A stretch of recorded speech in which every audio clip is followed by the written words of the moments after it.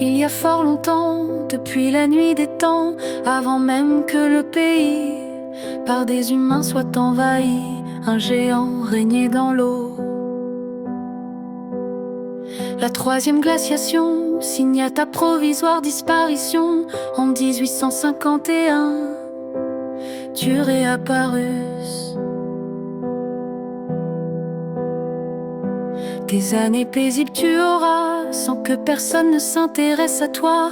Peu à peu ton ancien territoire tu retrouvas.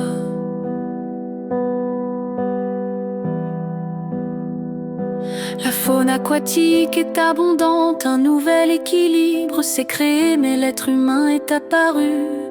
Décimons chaque jour un peu plus les espèces les plus en vue.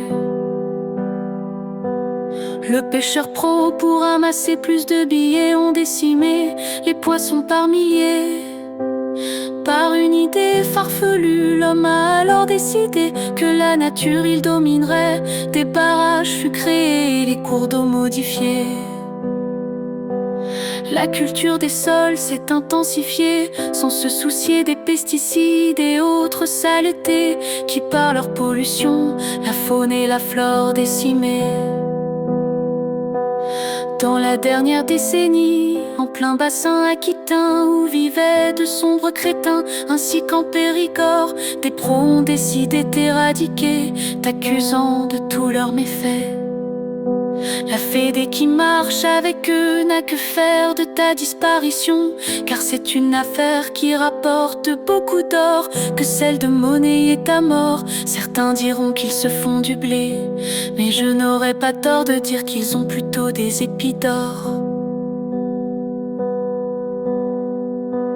L'État français, complice de cela pour que ta chair soit consommable, n'a pas hésité un instant à doubler le seuil de tolérance à l'arsenic au PCB, contrairement à ce que l'Europe recommandait, se foutant ouvertement de qui serait empoisonné, car pour l'industrie agroalimentaire, c'est une bonne affaire.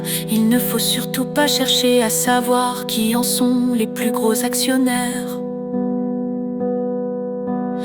Heureusement, pendant ce temps se battent quelques passionnés pour essayer de te sauver. Silure glane, car c'est bien de toi qu'il s'agit. Nous combattrons ces abrutis pour que tu aies une longue vie.